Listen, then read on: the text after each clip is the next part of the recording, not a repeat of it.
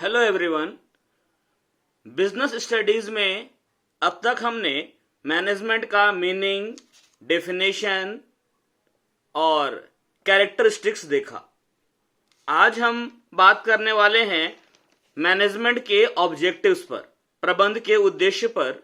लेकिन उससे पहले जो कुछ हमने अब तक जाना है उसको एक बार हम इन शॉर्ट रिवाइज कर लेते हैं और कोशिश करेंगे कि आज ओन वर्ड्स, जो आपका जो बोलचाल की भाषा है, लेमैन की भाषा है, कोशिश करेंगे कि उसमें टॉपिक को एक्सप्लेन किया जाए। इंडस्ट्री या बिजनेस इस्टेब्लिश हो जाने के बाद में सबसे बड़ा प्रॉब्लम होता है उसके मैनेजमेंट का, उसके प्रबंध का। आज के दौर में जो भी बिजनेस या इंडस्ट्री सक्सेस है, सफल है, उसके पीछे एक ही रीजन है, मैनेजमेंट। नॉर्मली हम लोग मैनेजमेंट का यूज बिजनेस के लिए करते हैं, लेकिन मैनेजमेंट का इस्तेमाल ऑर्गेनाइजेशन में होता है। ऑर्गेनाइजेशन प्रॉफिट मेकिंग भी हो सकते हैं, नॉट फॉर प्रॉफिट मेकिंग भी हो सकते हैं। ऑर्गेनाइजेशन गुड्स के मैन्युफैक्चरर हो सकते हैं। ऑर्गेनाइजेशंस सर्विस के प्रोवाइडर हो सकते हैं। मतलब मैनेजमेंट यानी प्रबंध का इस्तेमाल संगठन में होता है, ऑर्गेनाइजेशन में होता है। ऑर्गेनाइजेशन का मतलब उससे है जहां पर लोग, पीपल ग्रुप में काम करते हैं। जहां पर लोग ग्रुप में काम करते हैं उसको हम लोग बोलते हैं ऑर्गेनाइजेशन। और ऑर्गेनाइजेशन में मैनेजमेंट जरूरी है। मतलब हर उस ऑर्गेनाइजेशन में जहां पर लोग ग्रुप के तौर पर काम कर रहे हैं, लोग समूह के रूप में काम कर रहे हैं, वहां पर मैनेजमेंट जरूरी है। क्योंकि ग्रुप में काम करने वाले जो लोग हैं वो सभी अलग अलग काम करते हैं। हर आदमी का काम अलग अलग है, लेकिन उन सभी का पर्पस एक ही है। पर्पस क्या है? पूरे ऑर्गेनाइजेशन का जो गोल है, लक्ष्य है, उसको प्राप्त करना। मैनेजमेंट क्या करता है? ऑर्गेनाइजेशन में काम करने वाले जो डिफरेंट पर्संस हैं, उन सभी का जो अटेम्प्ट है, उन सभी का जो प्रयास है, उसको ऑर्गेनाइजेशन के कॉमन गोल को अचीव करने के डायरेक्शन में लगा देना। मैनेजमेंट का काम यह देखना है कि ऑर्गेनाइजेशन को जो काम मिला है या उसका जो काम है वो पूरा हो और टारगेट यानी कि गोल अचीव किया जाए, और वो भी इफिशिएंटली एंड इफेक्टिवली। मैनेजमेंट को डिफाइन भी इसी कारण से किया गया है। Management is a process of getting things done with the aim of achieving goals effectively and efficiently. Management क्या है? ऑर्गेनाइजेशन के जो गोल हैं, लक्ष्य हैं, उस गोल को इफेक्टिवली एंड इफिशिएंटली अचीव करने के पर्पस से काम को पूरा करने का एक प्रोसेस है। मैनेजमेंट को एक प्रोसेस माना गया है। यह प्रोसेस किस चीज के लिए है? काम को पूरा करवाने के लिए। और यह काम पूरा क्यों करवाना है? ताकि ऑर्गेनाइजेशन का जो गोल है, उस गोल को इफेक्टिवली और एफिशिएंटली अचीव किया जा सके। मैनेजमेंट को प्रोसेस इसलिए कहा गया है क्योंकि मैनेजमेंट के जो प्राइमरी फंक्शंस हैं वो सारे फंक्शंस इंटर रिलेटेड हैं। मतलब प्रबंध में, मैनेजमेंट में कई काम करने पड़ते हैं, कई कार्य करने होते हैं। वो सारे काम आपस में एक दूसरे से जुड़े हुए हैं और सारे काम एक के बाद एक होते हैं। ये काम क्या है? प्लानिंग करना, फ्यूचर के लिए प्लान बनाना, ऑर्गेनाइजेशन बनाना। जो हमारा प्लान है उस प्लान को एग्जीक्यूट करने के लिए हमको चाहिए ऑर्गेनाइजेशन। अब उस ऑर्गेनाइजेशन में हम लोग स्टाफिंग करेंगे, लोगों की भर्ती करेंगे, अपॉइंट करेंगे, ठीक है, मतलब लोगों को हम एम्प्लॉय बनाएंगे अपना। फिर डायरेक्शन, उनको निर्देश देंगे कि जाओ ये काम करो, वो काम करो, और उसके बाद में उनके काम को हम सुपरवाइज करेंगे, मॉनिटर करेंगे। अगर लगेगा कि भाई जो ऑर्डर दिया गया है, जो डायरेक्शन दिया गया है, उससे अलग काम हो रहा है, तो हम लोग कंट्रोल करेंगे। तो मैनेजमेंट को प्रोसेस इसलिए कहा गया है क्योंकि मैनेजमेंट के 5 बेसिक फंक्शंस हैं जो एक के बाद एक परफॉर्म किए जाते हैं। जब एक से ज्यादा फंक्शंस, एक से ज्यादा एक्टिविटी एक के बाद एक लगातार की जाए तो उसको हम प्रोसेस कहते हैं। पहला एक्टिविटी है प्लानिंग, योजना बनाना, नियोजन करना। दूसरा ऑर्गेनाइजिंग, संगठन बनाना। तीसरा स्टाफिंग, रिक्रूटमेंट करना, नियुक्ति करना, भर्ती करना। डायरेक्टिंग, ऑर्डर देना, निर्देश देना, डायरेक्शन देना। और अल्टीमेटली कंट्रोलिंग, नियंत्रण करना। तो ये तो प्रोसेस की बात हुई। मैनेजमेंट को प्रोसेस कहा गया है गेटिंग थिंग्स डन, मतलब काम कराने का प्रोसेस। और एम क्या है कि गोल अचीव किया जाए इफेक्टिवली। इफेक्टिवली का मतलब है प्रभावी ढंग से, मतलब जो काम दिया गया है वो काम पूरा किया जाए, सही समय पर किया जाए, सही काम किया जाए और गोल को, लक्ष्य को प्राप्त किया जाए। एक्चुअल में ये जो इफेक्टिवली है ये रिलेटेड है फाइनल रिजल्ट से। आप जो काम किए, रिजल्ट क्या हुआ, काम हुआ कि नहीं हुआ। तो इफेक्टिवली का मतलब है जो टास्क मिला है, जो काम मिला, उस काम को पूरा करना, सही तरीके से करना और गोल को अचीव करना। दूसरा जो है इसमें इफिशिएंटली, कुशलतापूर्वक, मतलब मिनिमम कॉस्ट पर। हमको काम पूरा करना है, सही समय पर करना है, लेकिन अगर उस काम को ज्यादा खर्च में, ज्यादा कॉस्ट लगाकर अगर किया जाए तो इसमें कोई बुद्धिमानी नहीं है। अच्छा काम हुआ है ऐसा तब कहा जाएगा जब काम सही तरीके से हो, सही समय पर हो और वो भी कम से कम खर्च में, मिनिमम कॉस्ट में। तो ये जो इफिशिएंटली का मतलब है जो रिसोर्सेज अवेलेबल है फर्म के पास में, उसका इफिशिएंट यूटिलाइजेशन, मतलब इस तरीके से यूज करना रिसोर्सेज को कि फर्म का जो कॉस्ट है वो मिनिमम हो, खर्च जो है वो कम से कम हो। ये जो इफिशिएंटली है यानी कुशलता, इसमें एक तरह का हम लोग कॉस्ट प्रॉफिट एनालिसिस करते हैं, मतलब इनपुट और आउटपुट के बीच में रिलेशनशिप एस्टैब्लिश करते हैं, कंपैरिजन करते हैं। जो हमने इनपुट लगाया बिजनेस में, मतलब जो रिसोर्सेज लगाया, जैसे लैंड, लेबर, मटेरियल, कैपिटल, ठीक है। अगर हम कम रिसोर्सेज यूज करते हैं, कम इनपुट का इस्तेमाल करके ज्यादा आउटपुट हम लोगों को मिलता है, मीन्स हम मटेरियल कम लगाते हैं, लेबर कम लगाते हैं, लेकिन उससे हमको अगर ज्यादा आउटपुट मिलता है, प्रोडक्शन ज्यादा होता है या प्रॉफिट ज्यादा होता है, तो हम कहते हैं कि इफिशियंसी बढ़ गया है। या हम ऐसा भी कह सकते हैं सेम प्रॉफिट अर्न करने के लिए या सेम आउटपुट पाने के लिए अगर पहले की तुलना में कम रिसोर्सेज लगाया जाए, कम इनपुट यूज किया जाए, तो भी हम कहते हैं कि हमारा इफिशियंसी बढ़ गया है, क्योंकि हमारा कॉस्ट जो है, खर्च जो है वो कम हो गया है। इनपुट क्या है? इनपुट वो रिसोर्सेज है जो किसी पर्टिकुलर काम को करने के लिए जरूरी है, जैसे कि मनी यानी कि capital, material, equipment, human resources. तो ये जो मैनेजमेंट है इसका रिलेशन किस बात से है? ये जो रिसोर्सेज हैं, लैंड हो, लेबर हो, कैपिटल हो, मटेरियल हो, ह्यूमन रिसोर्सेज हो, इसका इफेक्टिव यूटिलाइजेशन से है।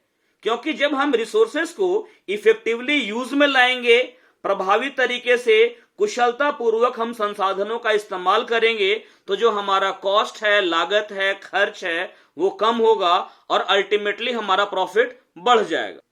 एग्जाम्पल के लिए मान लेते हैं कि एक कंपनी है, उस कंपनी में 2 प्रोडक्शन मैनेजर हैं, 2 उत्पाद प्रबंधक हैं और दोनों को एक ही काम दिया गया कि आपको 1000 रेफ्रिजरेटर, 1000 फ्रिज का प्रोडक्शन करना है।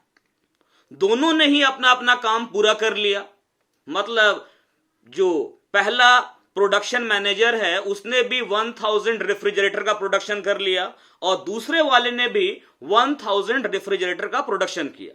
लेकिन जो पहला वाला जो मैनेजर है वो 1000 रेफ्रिजरेटर का प्रोडक्शन 60,000 में किया, 60,000 में किया। मतलब पहला वाला मैनेजर 1000 फ्रिज बनाया 60,000 रुपया में, और दूसरा वाला जो मैनेजर है वो 1000 फ्रिज बनाया 70,000 रुपया में। दोनों को ही काम किया है। लेकिन अगर हम इफिशियंसी की बात करें तो काम को कम खर्च में कौन पूरा किया? पहला वाला मैनेजर। वो 1000 फ्रिज केवल 60,000 में बनाया। मतलब ये मैनेजर जो है इफिशिएंट भी है। मैनेजमेंट इफेक्टिवली और इफिशिएंटली, इन दोनों के बीच में बैलेंस बनाकर चलता है। मतलब काम प्रभावी तरीके से हो, इफेक्टिव तरीके से हो और मिनिमम कॉस्ट पर हो, न्यूनतम लागत पर हो, कुशलता पूर्वक हो। तो ये जो प्रभावी ढंग से है, प्रभावपूर्ण तरीके से और कुशलता पूर्वक, इफेक्टिवली और इफिशिएंटली, दोनों टर्म अलग अलग है, लेकिन मैनेजमेंट के लिए दोनों का होना इंपॉर्टेंट है। ये दोनों एक ही सिक्का का दो पहलू है, हेड और टेल की तरह, मतलब दोनों साथ साथ चलता है और मैनेजमेंट को बैलेंस बनाकर रखना पड़ता है। कभी कभी मैनेजमेंट को इफेक्टिवनेस से समझौता करना होता है और कभी कभी इफिशियंसी से। मतलब इफेक्टिव होना ज्यादा इजी है, इफिशिएंट होना थोड़ा मुश्किल है। मतलब जैसे मान लेते हैं हम काम पूरा कर लिए लेकिन ज्यादा कॉस्ट पर। एक कंपनी का मान लेते हैं कि एक कंपनी का एनुअल टारगेट है कि वो 8000 यूनिट्स, 8000 पीस का प्रोडक्शन करे। अब अगर कंपनी 8000 पीसेस का प्रोडक्शन करने के लिए जो रिसोर्सेज यूज में लाती है, लैंड, लेबर, कैपिटल, ठीक है, इलेक्ट्रिसिटी, वर्कफोर्स, वर्कर लोगों को अपॉइंट करती है, ये सारा चीज लगाने पर भी अगर प्रोडक्शन सही समय पर नहीं होता है तो इसका मतलब इफेक्टिवनेस नहीं है। अगर प्रोडक्शन सही समय पर हो जाता है लेकिन खर्च ज्यादा होता है तो इफिशियंसी नहीं है।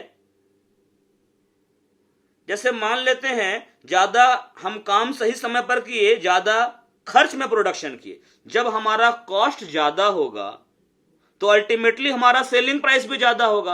अगर हम अपने प्रोडक्ट का सेलिंग प्राइस अपने कॉम्पिटिटर के सेलिंग प्राइस से ज्यादा रखते हैं तो कस्टमर हमारा सामान नहीं खरीदेगा। दूसरी ओर इफिशियंसी के चक्कर में अगर मान लेते हैं खर्च कम करने के चक्कर में अगर हम क्वालिटी खराब कर लें या हमारा काम टाइम पर पूरा नहीं हो तो भी गड़बड़ है। तो मैनेजमेंट ये देखता है कि काम पूरा हो और वो भी इफेक्टिवली एंड इफिशिएंटली। मतलब मिनिमम कॉस्ट पर काम पूरा करना है, सही समय पर काम करना है, सही काम करना है। तो मैनेजमेंट एक प्रोसेस है काम को पूरा करने का और इसके पीछे ये पर्पस होता है कि ऑर्गेनाइजेशन का जो गोल है, लक्ष्य है, उसको प्राप्त किया जाए प्रभावी ढंग से और कुशलता पूर्वक, इफेक्टिवली एंड इफिशिएंटली। अगर हम मैनेजमेंट के कैरेक्टरिस्टिक्स की बात करें तो पहला था management is a goal oriented process. प्रबंध उद्देश्य प्रधान प्रक्रिया है।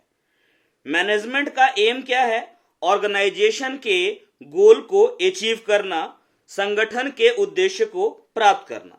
और मैनेजर का जो भी काम है या जो भी एक्टिविटी है वो केवल और केवल ऑर्गेनाइजेशन का जो एम है, गोल है, उसको पाने के लिए होना चाहिए। फॉर एग्जाम्पल मान लेते हैं कि एक कंपनी का गोल है, टारगेट है 1000 रेफ्रिजरेटर सेल करना। तब इस कंडीशन में जो मैनेजर है वो क्या करेगा? 1000 रेफ्रिजरेटर को सेल करने का मेन गोल ध्यान में रखते हुए वो अपने पूरे काम की प्लानिंग करेगा, योजना बनाएगा, अपने एम्प्लॉयज को मोटिवेट करेगा, रिसोर्सेज एलोकेट करेगा, ताकि ये जो उसका टारगेट है, गोल है कंपनी का कि 1000 फ्रिज हमको बेच देना है, वो बेचा जा सके। कोई भी ऑर्गेनाइजेशन जो होता है ना, उसका कुछ ना कुछ गोल होता ही है, कुछ माने उसका वो एग्जिस्टेंस में है, इसके पीछे कुछ रीजन होता है। हर ऑर्गेनाइजेशन का गोल अलग अलग होता है और मैनेजमेंट का काम है ऑर्गेनाइजेशन के गोल को अचीव करने में हेल्प करना। ऑर्गेनाइजेशन में डिफरेंट डिफरेंट लोग काम करते हैं, तो उन सारे डिफरेंट डिफरेंट इंडिविजुअल्स का जो एफर्ट है, मैनेजमेंट उसको यूनाइट करता है, एकीकृत करता है, ताकि पूरे ऑर्गेनाइजेशन के गोल को अचीव किया जा सके। सेकेंड था इसका, मैनेजमेंट इज ऑल परवेसिव, या कहा जाए मैनेजमेंट इज यूनिवर्सल। प्रबंध सर्वव्यापी है, मैनेजमेंट यूनिवर्सल है। मतलब मैनेजमेंट में जो भी एक्टिविटी किया जाता है वो सभी तरह के ऑर्गेनाइजेशन के लिए सेम है।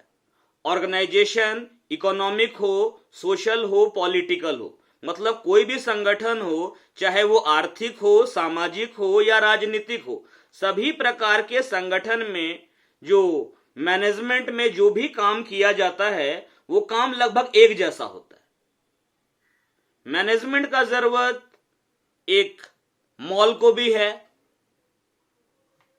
सिनेमा हॉल को है, रेफ्रिजरेटर को है, स्कूल को है, कॉलेज को है, हॉस्पिटल को है, पेट्रोल पंप को है, ग्रोसरी स्टोर में है।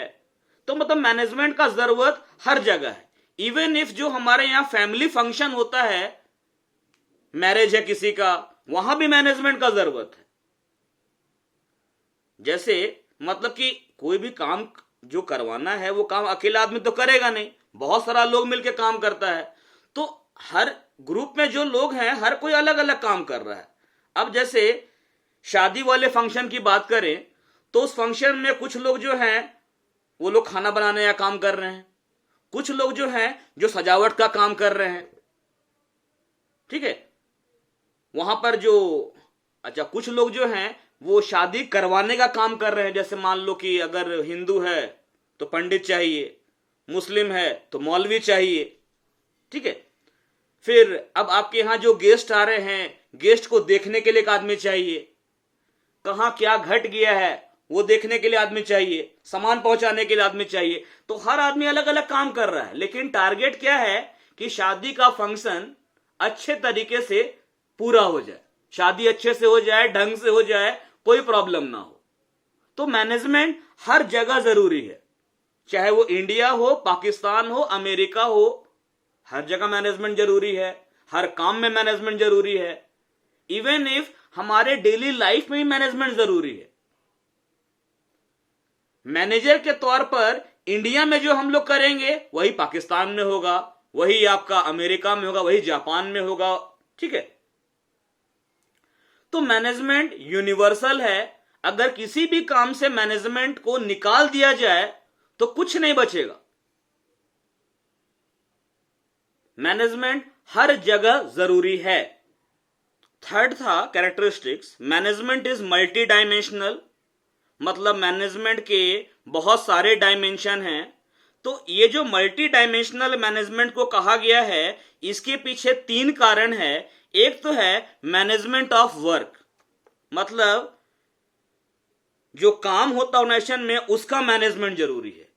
कोई भी ऑर्गेनाइजेशन हो वो या तो किसी प्रोडक्ट का प्रोडक्शन करता है या कंज्यूमर को सर्विस प्रोवाइड करता है, ठीक है। तो ऑर्गेनाइजेशन जो है वो एग्जिस्टेंस में क्यों है? क्योंकि उसको कुछ ना कुछ काम करना है। मैनेजमेंट क्या करता है, ऑर्गेनाइजेशन को जो काम करना है ना, उसी काम को वो गोल के टर्म में कन्वर्ट कर देता है। अब जैसे ऑर्गेनाइजेशन का जो काम है वो रेफ्रिजरेटर बेचना है। अब इस काम में एक चीज जोड़ दिया गया कि भाई इस साल 1000 रेफ्रिजरेटर बेचना है। तो ये ऑर्गेनाइजेशन का गोल हो गया कि भाई इस साल का गोल है इस साल का जो हमारा टारगेट है 1000 फ्रिज हमको बेचना है। तो अब 1000 फ्रिज बनाएंगे तब ना बेचेंगे, तो 1000 फ्रिज हमको प्रोड्यूस करना होगा। इसके प्रोडक्शन के लिए मैनेजमेंट क्या करेगा, रिसोर्सेज अवेलेबल कराएगा। मतलब प्रोडक्शन करने के लिए जो मटेरियल चाहिए, लेबर चाहिए, इलेक्ट्रिसिटी चाहिए, मशीनरी चाहिए, इक्विपमेंट चाहिए, ये सब कुछ मैनेजर या मैनेजमेंट प्रोवाइड करेगा। तो एक तो हो गया डायमेंशन की काम का मैनेजमेंट, जो काम करना है, जो वर्क करना है, उसका मैनेजमेंट होता है। दूसरा है मैनेजमेंट ऑफ पीपल, लोगों का प्रबंध। होता क्या है कि ऑर्गेनाइजेशन में डिफरेंट डिफरेंट बैकग्राउंड के लोग काम करते हैं, अलग अलग कल्चर, अलग अलग धर्म, अलग अलग संस्कृति, अलग अलग जाति के लोग, है ना। और फिनेंशियल बैकग्राउंड, उनकी जो आर्थिक स्थिति वो भी अलग अलग है। कोई खाते पीते घर से है, कोई मतलब कि ऐसा है कि 3 टाइम का खाना नसीब नहीं होता है उसके यहां। तो मैनेजमेंट चूंकि डिफरेंट डिफरेंट पर्सन से डील करता है, तो पर्सन्स को मैनेज करने में, लोगों को मैनेज करते समय मैनेजमेंट का 2 आयाम है, 2 पहलू है, 2 डायमेंशन है। एक डायमेंशन है कि डिफरेंट डिफरेंट पर्सन जो हैं, डिफरेंट डिफरेंट नीड वाले, डिफरेंट डिफरेंट बिहेवियर वाले पर्सन से डील करना, और दूसरा जो ग्रुप ऑफ पर्सन है उनसे डील करना। दोनों चीज, मतलब कि इसलिए ताकि ऑर्गेनाइजेशन के गोल को, पर्पस को, मिशन को अचीव किया जा सके। मैनेजमेंट क्या है, लोगों से काम करवाने की कला, दूसरों से काम करवा लेना ही ना मैनेजमेंट है। अब जो जिन लोगों से काम करवाना है वो लोग अलग अलग है, उनका नीड अलग अलग है, बिहेवियर अलग अलग है। तो मैनेजमेंट क्या करता है, in different different background, different different need, different different behaviour वाले पर्सन्स को मोटिवेट करता है ताकि ऑर्गेनाइजेशन का जो टारगेट है, गोल है, वो अचीव किया जा सके। मैनेजमेंट का काम क्या है, जो वर्क फोर्स है, जो ह्यूमन रिसोर्सेस है ऑर्गेनाइजेशन में, उसको ऑर्गेनाइजेशन के गोल को अचीव करने के लिए तैयार करना। उनमें जो स्ट्रेंथ है, जो उनका मजबूत पहलू है, उसको इफेक्टिव कर देना, प्रभावी बना देना, और उनकी जो कमजोरी है, जो वीकनेस है, उसको इररिलेवेंट बना देना। आपके यहां जो वर्कर्स हैं, अगर आप उस वर्कर में जो गुड है, मतलब जो उसका स्ट्रेंथ है, जो उसका मजबूत पहलू है, उसको आप इफेक्टिवली यूज करते हैं, और उसमें जो वीकनेस है आप ऐसा कुछ अरेंजमेंट करते हैं कि काम करने के दौरान उसका वीकनेस सामने नहीं आए। मैनेजमेंट ऑफ ऑपरेशंस, कोई भी ऑर्गेनाइजेशन हो, वो या तो कुछ बेसिक प्रोडक्ट प्रोड्यूस करता होगा या सर्विस प्रोवाइड करता होगा। जैसे ग्रोसरी स्टोर है, वो आपको गुड्स देता है, लेकिन आप सैलून में जाते हैं, पार्लर में जाते हैं, वहां आपको सर्विस मिलता है।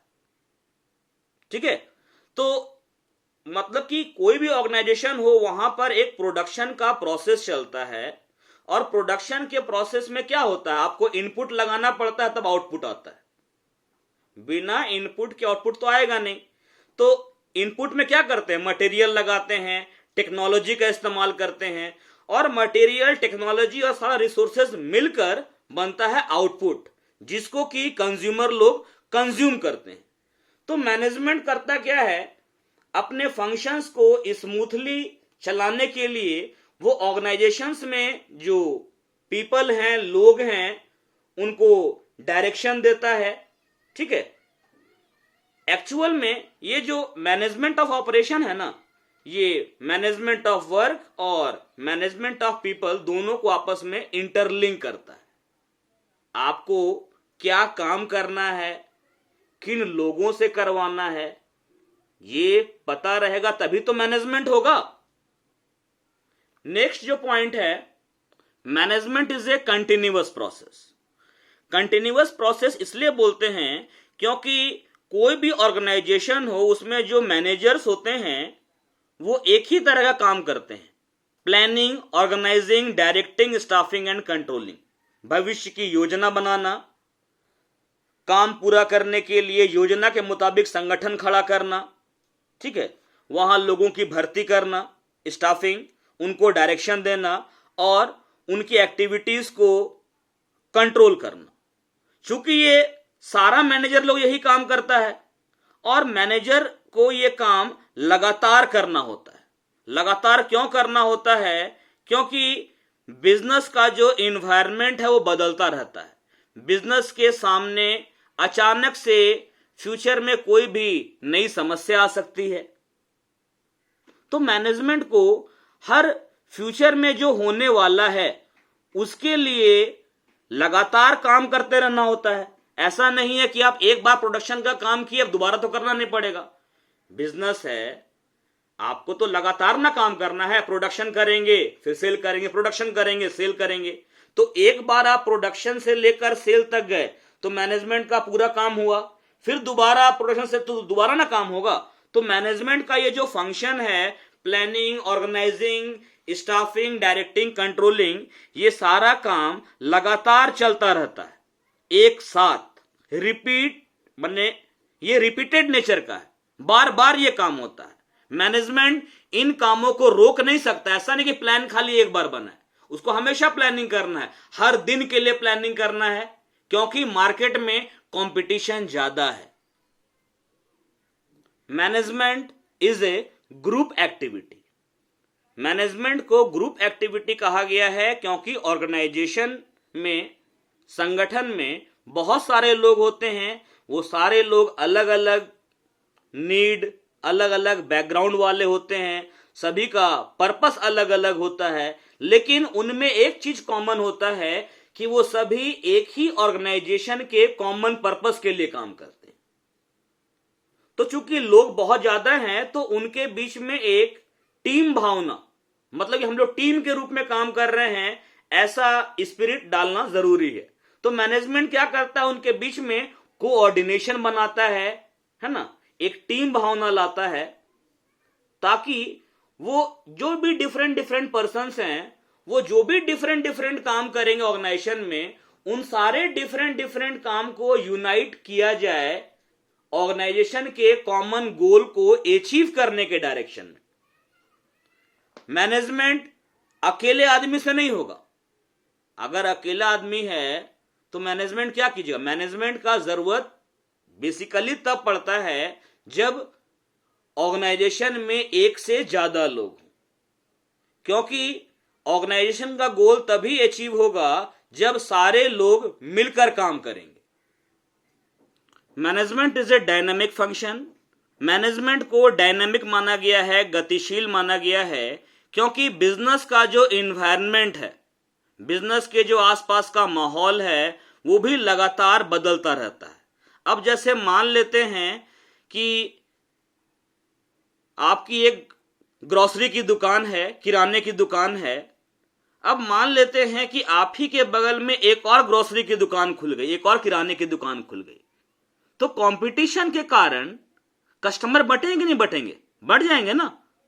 तो इन्वायरमेंट बदल गया। पहले क्या था कि एक ही दुकान थी, अब दो दुकान हो गई, माहौल बदल गया। तो ऑर्गेनाइजेशन का, चूंकि बिजनेस का माहौल बदल रहा है, ऑर्गेनाइजेशन के लिए माहौल बदल रहा है, तो मैनेजमेंट का काम क्या है? बदलते माहौल के मुताबिक ऑर्गेनाइजेशन को ढाल देना। बिजनेस का एनवायरनमेंट दो तरह का होता है, internal and external. Internal environment मतलब वो एनवायरनमेंट जिस पर बिजनेस का कंट्रोल है। बिजनेस का कंट्रोल जिन चीजों पर है ना, मतलब ऑर्गेनाइजेशन का कंट्रोल जिन चीजों पर है उसमें चेंजेस लाया जा सकता है। लेकिन जो बिजनेस का एक्सटर्नल एनवायरनमेंट है, बाहरी वातावरण, उस पर बिजनेस का कोई कंट्रोल नहीं होता है। एक्सटर्नल एनवायरनमेंट को हमको रेगुलरली एनालाइज करना होता है। एनालाइज करने से ही हमको मालूम चलता है कि फ्यूचर में क्या होने वाला है या क्या हो सकता है।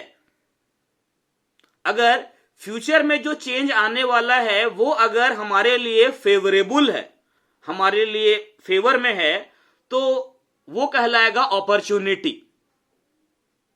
और अगर मान लेते हैं, अभी जैसे जो ग्रोसरी स्टोर का एग्जांपल दिए, एक दुकान ऑलरेडी है, एक और दुकान खुल गया, मान ली तीसरी दुकान और खुलने जा रही है, कंट्रोल आपका तो नहीं है, क्योंकि ना तो पैसा आपका लगा है, काम करने वाला दूसरा आदमी है, उसका मन जो भी करे। तो अगर माहौल बदल रहा है तो अब आपको भी बदलना होगा, कुछ चेंज लाना पड़ेगा।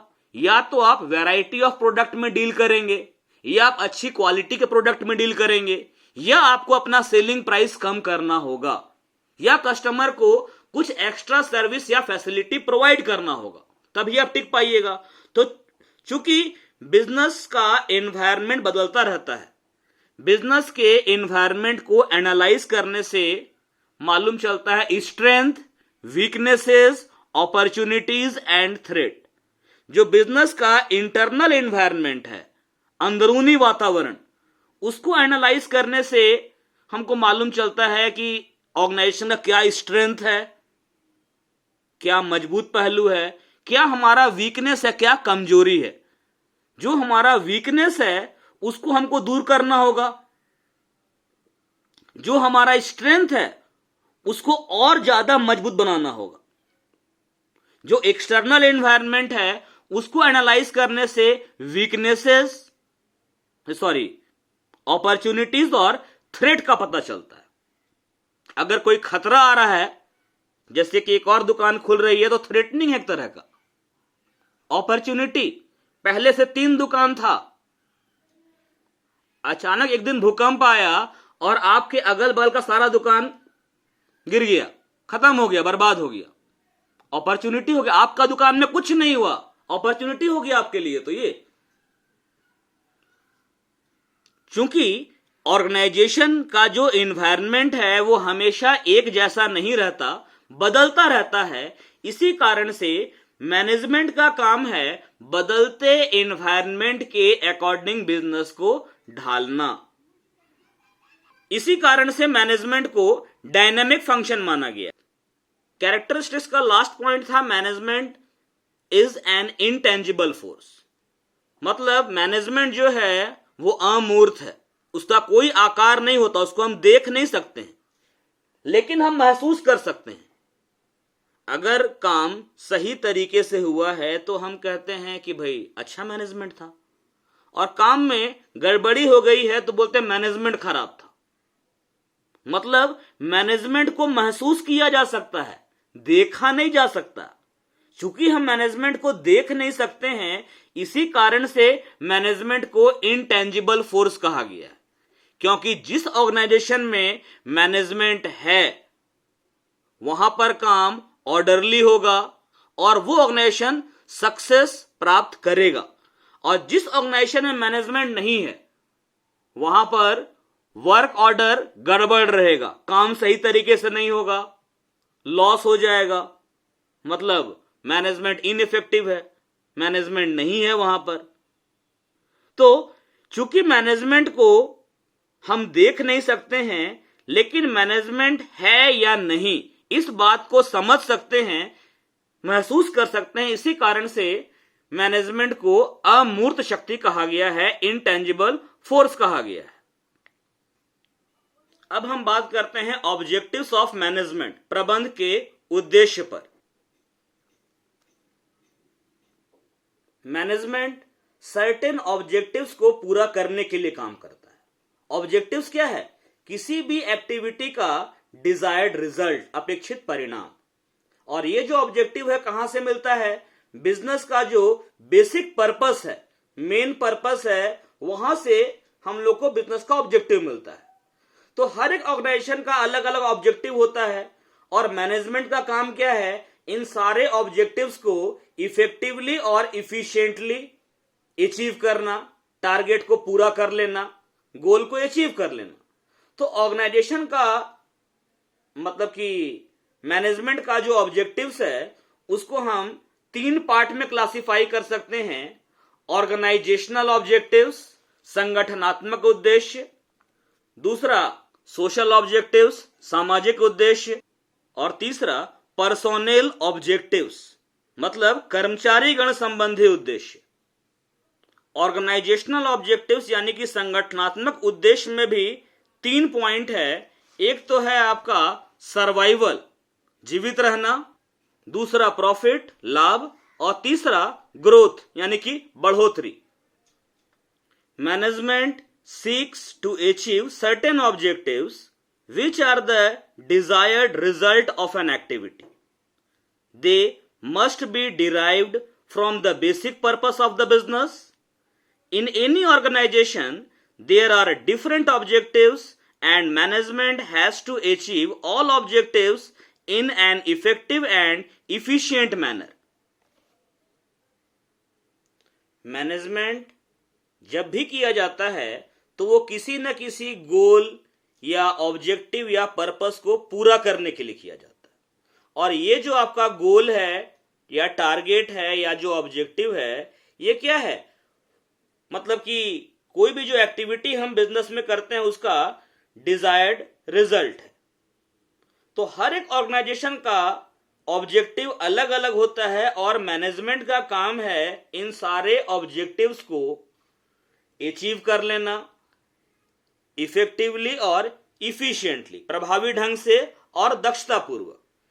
तो जो ऑब्जेक्टिव्स है मैनेजमेंट के, उसको तीन पार्ट में हम लोगों ने बांटा है। Objectives can be classified into organizational objectives, social objectives and personal objective, personal और इंडिविजुअल ऑब्जेक्टिव।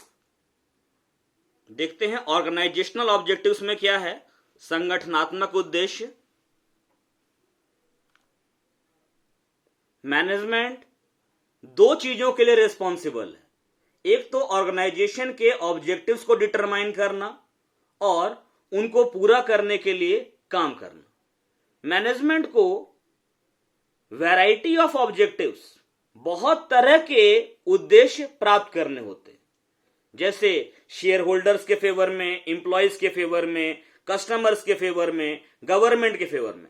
जैसे शेयर होल्डर चाहते हैं, मालिक चाहता है कि प्रॉफिट मैक्सिमम हो, इंप्लॉय चाहता है सैलरी अच्छा मिले, बोनस मिले, है ना, वर्किंग कंडीशंस अच्छा हो, कस्टमर चाहता है अच्छी क्वालिटी का सामान मिले मिनिमम कॉस्ट पर, गवर्नमेंट चाहती है कंट्री में जीडीपी अच्छा हो, ग्रॉस डोमेस्टिक प्रोडक्ट, ठीक है, प्रोडक्शन ज्यादा हो, फिर गवर्नमेंट को रिवेन्यू टैक्स के फॉर्म में ज्यादा मिले, ठीक है। फिर हर एक बिजनेस में, ऑर्गेनाइजेशन में कई लोगों को इंटरेस्ट होता है, ठीक है। तो बिजनेस में इंटरेस्ट रखने वाले जितने भी लोग हैं उन सभी का ऑब्जेक्टिव अलग अलग है और मैनेजमेंट को इन सभी के ऑब्जेक्टिव को अचीव करना होता है।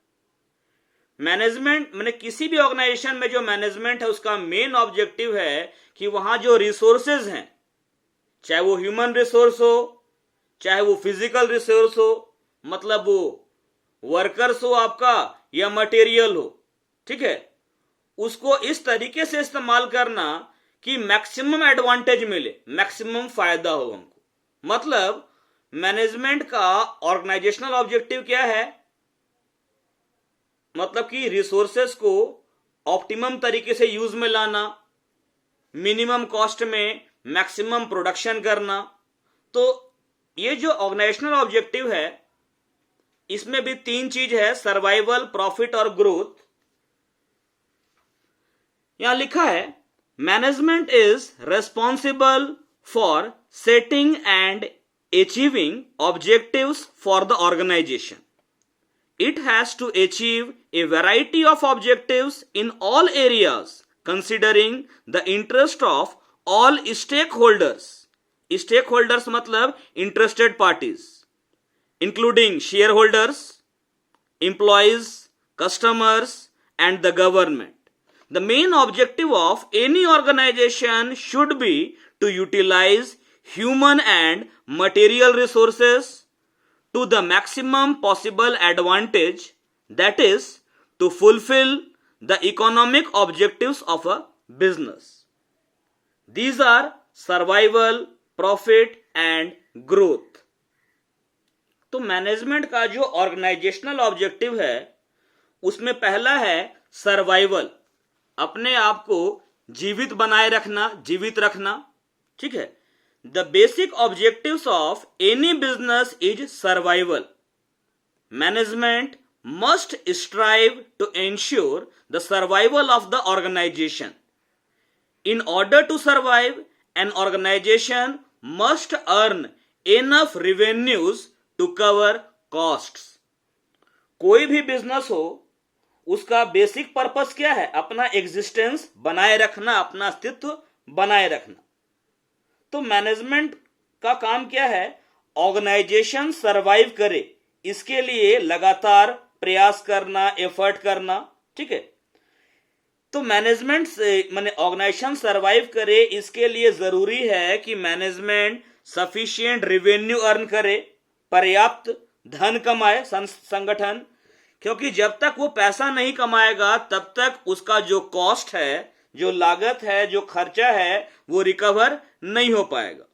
तो मैनेजमेंट का काम क्या देखना है कि ऑर्गेनाइजेशन कम से कम इतना रेवेन्यू अर्न करे कि वो अपने कॉस्ट को कवर कर सके, कम से कम इतना धन व्यवसाय में कमाया जाए कि व्यवसाय में जो लागत लगा है, जो खर्च हुआ है, वो मेकअप हो जाए. क्यों खर्च अगर मेकअप नहीं होगा तो नुकसान होगा, और नुकसान होगा तो बिजनेस सरवाइव नहीं कर पाएगा. ऑर्गेनाइजेशन के लिए केवल सरवाइव करना ही काफी नहीं है, उसको प्रॉफिट भी कमाना होता है. मैनेजमेंट को यह निश्चित करना होता है कि ऑर्गेनाइजेशन को प्रॉफिट हो, संगठन को लाभ हो. ये जो प्रॉफिट है, ये सबसे बड़ा इंसेंटिव है, सबसे बड़ा प्रेरणादायक चीज है, जिस कारण से बिजनेस को लगातार चलाया जाता है. अगर आप बिजनेस कर रहे हैं और प्रॉफिट आपको नहीं हो रहा है तो बिजनेस आप नहीं चला पाइएगा, बंद कर दीजिएगा. लेकिन अगर प्रॉफिट आपको हो रहा है तो इंसेंटिव है कि अरे हम इतना पैसा कमाए और अच्छे से काम करेंगे और प्रॉफिट होगा. तो ये जो प्रॉफिट है बिजनेस के कंटिन्यूएंस के लिए बहुत जरूरी है. प्रॉफिट इसलिए जरूरी है कि बिजनेस में जो भी खर्च होगा, कॉस्ट होगा, वो रिकवर हो सके, और बिजनेस के लिए एंटरप्रेन्योर जो रिस्क उठा रहा है उस रिस्क के लिए उसको रिवॉर्ड मिल सके. अगर आप रिस्क उठाते हैं, जोखिम लेते हैं और आपको रिवॉर्ड नहीं मिले तो फायदा नहीं है ना. तो प्रॉफिट कमाना इसलिए जरूरी है ताकि बिजनेस सरवाइव करे, अपना कॉस्ट रिकवर कर सके, जो इंटरेस्टेड पार्टीज हैं उनको भी कुछ कुछ माने कि सबको कुछ कुछ मिलेगा तभी तो प्रॉफिट इसलिए जरूरी है. और तीसरा जो ऑर्गेनाइजेशन ऑब्जेक्टिव है वो है ग्रोथ. सरवाइव करना, प्रॉफिट अर्न करना और अल्टीमेटली ग्रोथ, बढ़ोतरी करना. बिजनेस के लिए जरूरी है कि वो लॉन्ग रन में, लंबे समय में अपने आप को बढ़ाए, अपने आप को समृद्ध करे. या तो जैसे आप मान लेते हैं कि अभी कोई बिजनेस है जो एक ही प्रोडक्ट में डील करता है, मान लेते हैं वो केवल बाथ सोप बनाता है, नहाने का साबुन. धीरे धीरे उसको प्रॉफिट होने लगा, कस्टमर्स बढ़ने लगे, तो उसने सोचा क्यों ना अब शैम्पू भी बनाया जाए. अब 2 प्रोडक्ट हो गया, bath soap and shampoo. Business और बढ़ने लगा, अब सोचा क्यों ना फेस वॉश बनाया जाए. 3 प्रोडक्ट हो गया, ये नहाने का साबुन, बाथ सोप, शैम्पू और फेस वॉश. तो बिजनेस का जो ग्रोथ है, वो ग्रोथ हम कैसे मेजर करते हैं?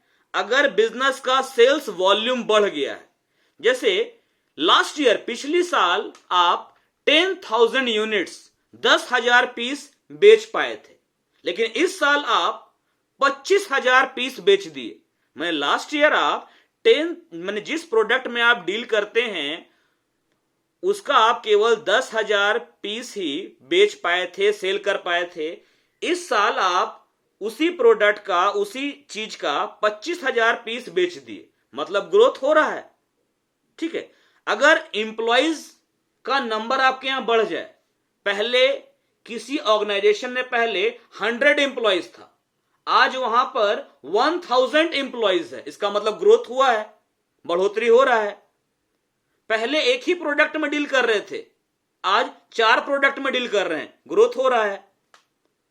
कैपिटल, पहले बिजनेस में कैपिटल था केवल 1 लाख का, आज कैपिटल है बिजनेस में 50 लाख का, ग्रोथ हो रहा है। तो ये बहुत सारा इंडिकेटर है ग्रोथ का।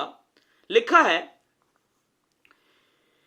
ए बिजनेस, एक मिनट, प्रॉफिट में लिखा था आपको कुछ लोग नोट करेंगे उसके लिए, mere survival is not enough for business, management has to ensure that the organization makes a profit, profit provides a vital incentive for the continued successful operation of the enterprise. Profit is essential for covering costs and risks of the business. Growth में लिखा है a business needs to add to its prospects in the long run. For this, it is important for the business to grow. To remain in the industry, management must exploit fully the growth potential of the organization. Growth of a business can be measured in terms of sales volume, increase in the number of employees, the number of products, or the increase in capital investment, etc. There can be other indicators of growth. आज इतना ही करेंगे, बाकी next day कुछ points और है growth में, 2 point और बचा है ऑब्जेक्टिव्स ऑफ मैनेजमेंट में। तो कल क्या करेंगे, एक बार रिपीट भी कर लेंगे फर्स्ट पॉइंट को, और देन बाकी दोनों पॉइंट और आगे बढ़ेंगे हम लोग। Thank you.